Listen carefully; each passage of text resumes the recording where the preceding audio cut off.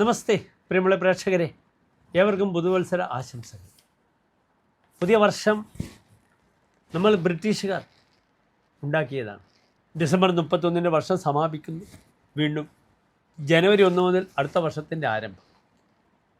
2025 December 31 വളരെ പെട്ടെന്ന് കഴിഞ്ഞു. 26 ജനുവരി 1 നാളെ മുതൽ ആരംഭിക്കും. നാം കേരളീയർ പ്രാധാന്യം കൊടുക്കുന്നു ചിങ്ങമാസത്തിന്. പല ഇന്ത്യൻ സ്റ്റേറ്റുകളിലും മേടമാസത്തിന് പ്രാധാന്യമാണ്. മേടമാസത്തിൽ പുത്തൻ വർഷം ആരംഭിക്കും. മേടം 1 നമുക്ക് മേടം 1 വിഷുവാണ്. അതും ഒരു വലിയ ആരംഭമാണ്. വിഷുവർഷമാണ് നാം വാർഷിക ഫലം പറയാറുള്ളത്. ഏതായാലും പുതുവർഷം എൻ്റെ എല്ലാ പ്രിയപ്പെട്ട പ്രേക്ഷകർക്കും വളരെ അനുകൂലമായി ഭവിക്കട്ടെ എന്ന് ഞാൻ പ്രാർത്ഥിക്കുന്നു. ഏതായാലും നാം വാരഫലം ചർച്ച ചെയ്യുമ്പോൾ 1/1/2026 ഒരു നല്ല ദിനത്തിൻ്റെ ശുഭദിനം, ശുഭനക്ഷത്രമാണ്, ശുഭതിഥിയാണ്. അതിനാൽ ഈ ഒരു വർഷം എല്ലാവർക്കും വളരെ അനുകൂലമായ ഒരു രാശിസ്ഥിതിയും ധനാഭിവൃദ്ധിയും അതിനപ്പുറം ക്ഷേമവും ഐശ്വര്യവും സമാധാനവും ഉണ്ടായിട്ടെന്ന് പ്രാർത്ഥിക്കുന്നു. നാം ഭാഗ്യമെന്ന് പറയുന്നത് എന്താണ്? അയാൾ ഭാഗ്യവാനെന്ന് പറയുമ്പോൾ അവിടെ ഭാഗ്യമെന്ന വാക്കിന് നിർവചനം ഇപ്രകാരമാകുന്നു: ആരോഗ്യം, അഖിലാഭീഷ്ട കാര്യസിദ്ധി, ധാര, ആത്മജാതിഭിർ ഹർഷഃ, ഭാഗ്യമിത്യുദിതം ബുധൈഹി. പണ്ഡിതന്മാർ ഭാഗ്യമെന്ന വാക്കിന് ഇപ്രകാരം അർത്ഥം പറയുന്നു: ആരോഗ്യം, ഹെൽത്ത് ഉണ്ടാവുക, അഖിലാഭീഷ്ട കാര്യസിദ്ധി, താൻ ആഗ്രഹിച്ച കാര്യങ്ങളൊക്കെ നടക്കുക, ധാര, ആത്മജാതിഭിഹി ഹർഷഃ, തൻ്റെ ഭാര്യ, സന്താനങ്ങൾ ഇവരോടുകൂടിയുള്ള സന്തോഷം. ഇതാണ് ഭാഗ്യം. അല്ലാതെ നാം കുറേ ധനത്തിൻ്റെ മുകളിൽ കെട്ടിപ്പിടിച്ച് കിടന്നിട്ട് എന്തെങ്കിലും കാര്യമുണ്ടോ? അതുമാത്രമല്ല, അന്യായമായി ഉണ്ടാകുന്ന ധനമൊക്കെ തന്നെ അതേ ന്യായത്തിൽ നശിച്ചു പോകുന്നു. അന്യായമായി വെട്ടിപ്പിടിക്കുന്ന ഒന്നും തന്നെ ശാശ്വതമല്ല. ചാണക്യ സംഹിതയിൽ ചാണക്യൻ പറഞ്ഞിട്ടുണ്ട്: അന്യായേന ആർജിതം ധനം തന്യായേന വിനശ്യതി. അല്ലയോ, അന്യായമായി നിങ്ങൾ ഉണ്ടാക്കുന്ന ധനം അതേ ന്യായത്തിൽ നശിച്ചു പോകും. പ്രാപ്തേതു ഷോഡശേ വർഷേ സമൂലം തദ് വിനശ്യതി. അങ്ങനെ ധനം നശിക്കും. നശിച്ചില്ലെങ്കിൽ 16ാമത്തെ വർഷം അത് മുഴുവനും നശിച്ചു പോകുമെന്ന് പറയുന്നു.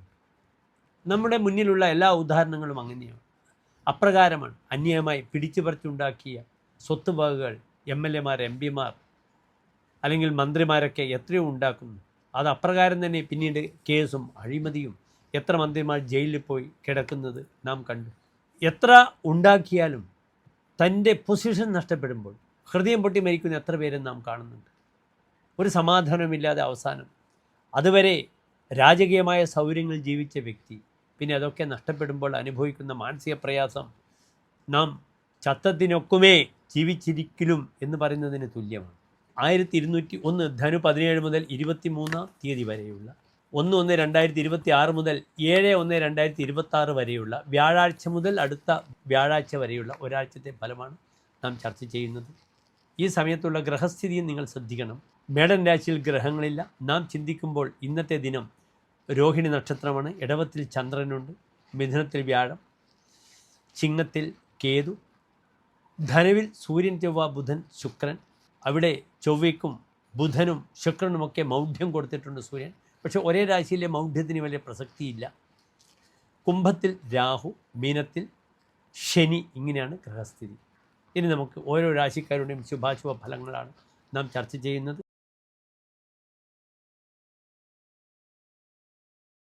വിശാഖ നക്ഷത്രത്തിൻ്റെ അവസാനത്തെ 15 നാഴിക, അനിഴം, തൃക്കേട്ട നക്ഷത്രങ്ങൾ വരുന്ന 2.25 നക്ഷത്ര സമൂഹം. ഇവിടെ വൃശ്ചികൻ രാശിക്കാർക്ക് രാശിയിൽ ഗ്രഹങ്ങളില്ല. 2ാം ഭാവത്തിൽ സൂര്യൻ, ചൊവ്വ, ബുധൻ, ശുക്രൻ, 4ാം ഭാവത്തിൽ രാഹു, 5ാം ഭാവത്തിൽ ശനി, 7ൽ ചന്ദ്രൻ, അഷ്ടമത്തിൽ വ്യാഴം, 10ാം ഭാവത്തിൽ കേതു. ഇവിടെ വൃശ്ചികൻ രാശിക്കാർക്ക് ഭാഗ്യാധിപനായ ഗ്രഹം ചന്ദ്രൻ 7ാം ഭാവത്തിൽ നിൽക്കുന്നത് വളരെ നല്ലതാണ്.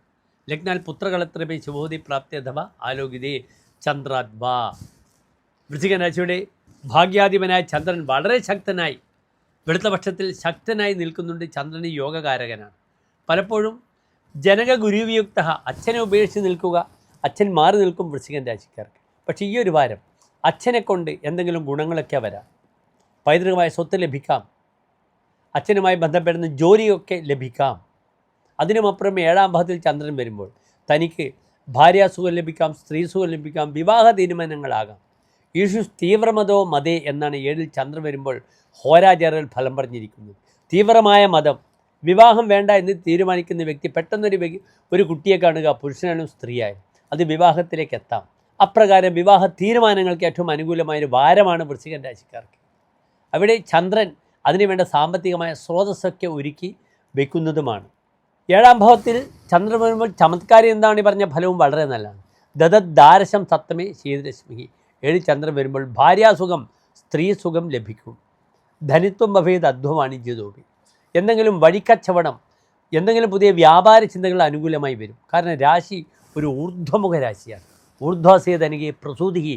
താനുമായി ബന്ധപ്പെട്ട് വല്ല പദ്ധതി ആരംഭം, തുടക്കം ഇതൊക്കെ ആകാം. അപ്പോൾ അതിന് മുന്നിട്ടിറങ്ങുക. ധാരാളം ധനം, ലാഭം പ്രതീക്ഷിച്ച് കർമ്മം ചെയ്യേണ്ട എന്ന് മാത്രം. എല്ലാം ഒരുക്കി വെച്ചാൽ ജൂൺ മാസമാകുമ്പോഴേക്കും എല്ലാം വളരെ അനുകൂലമായി വൃശ്ചികൻ രാശിക്കാർക്ക് വരും. കാരണം വൃശ്ചികൻ രാശിക്കാർക്ക് ഇന്ന് അഷ്ടമം വ്യാഴമാണ്. അവിടെ വ്യാഴം 9ലേക്ക് വരും. ധനാധിപൻ ജൂൺ 1 മുതൽ പിന്നെ അങ്ങോട്ടേക്ക് കർക്കിടകത്തിലേക്ക് വ്യാഴം, ചിങ്ങത്തിലേക്ക് വ്യാഴം, കന്നിയിലേക്ക് വ്യാഴം. ഏറ്റവും നല്ലതാണ് 3 വർഷങ്ങൾ. അതിനാൽ എല്ലാം പ്ലാൻ ചെയ്യുക. ആ പ്ലാൻ ചെയ്താൽ അതിൻ്റേതായ ഗുണങ്ങൾ ഒരു 4 മാസം കഴിഞ്ഞാൽ അനുകൂലമായി വരുന്ന ഒരു കാഴ്ച, സ്ഥിതിവിശേഷം ആർക്ക് സംജാതമാകും? വൃശ്ചികൻ രാശിക്കാർക്ക് സംജാതമാകുമെന്ന് അറിയുക.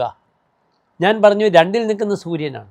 സർക്കാരിൻ്റെ രേഖകളും കാര്യങ്ങളൊക്കെ ശരിയായില്ലെങ്കിൽ അനാവശ്യമായി സർക്കാരുമായി ബന്ധപ്പെടുന്ന കേസുകൾക്ക് സാധ്യത കൂടുതലാണ്. ഭൂരിദ്രവ്യോ നൃപഹൃതധനി ഭക്തരോഗി ദിതിയെ. രാജാവ് തൻ്റെ ധനം കൊണ്ടുപോകും. ഇന്ന് രാജാവാരാണ്? ഗവൺമെൻറ്റാണ്. The machineries connected with the government. Even ടാക്സുമായി ബന്ധപ്പെടുന്ന വിഷയങ്ങൾ, GST മുതലായ ആദായ നികുതി, സെൻട്രൽ സ്റ്റേറ്റുമായി ബന്ധപ്പെടുന്ന വിഷയങ്ങളൊക്കെ തന്നെ ജാഗ്രത പാലിച്ചാൽ ഈ വാരം നല്ലതാണ്. പലപ്പോഴും ഭാര്യാസുഖം ലഭിക്കുമെന്ന് പറഞ്ഞ് വിവാഹം നടക്കുമെന്നും പറഞ്ഞു. പക്ഷേ വിവാഹിതർക്ക് 2-ൽ സൂര്യൻ വരുമ്പോൾ കുടുംബേ കലിർ ജായതേ ജായയ. ഭാര്യ കാരണം കുടുംബത്തിൽ കലിയുണ്ടാകും. അനാവശ്യമായി വാക്കുകൾ കൊണ്ട് ഒന്നും ഒരു ബുദ്ധിമുട്ട് ഈ വാരം ചെയ്യാതിരിക്കുക. ലക്ഷ്മീർ വസതി ജിഹ്വാഗ്രേ. നാവിലാണ് നിങ്ങളുടെ ഐശ്വര്യമൊക്കെ ഉള്ളത്. ജിഹ്വാഗ്രേ മിത്രബാന്ധവാഹ. നിങ്ങളുടെ സുഹൃത്തുക്കളും ബന്ധുക്കളും നിങ്ങളുടെ നാവാണ്. ബന്ധനം ചെയ്വ ജിഹ്വാഗ്രേ. നമ്മെ ബന്ധിപ്പിക്കുന്നത് നമ്മുടെ നാവാണ്.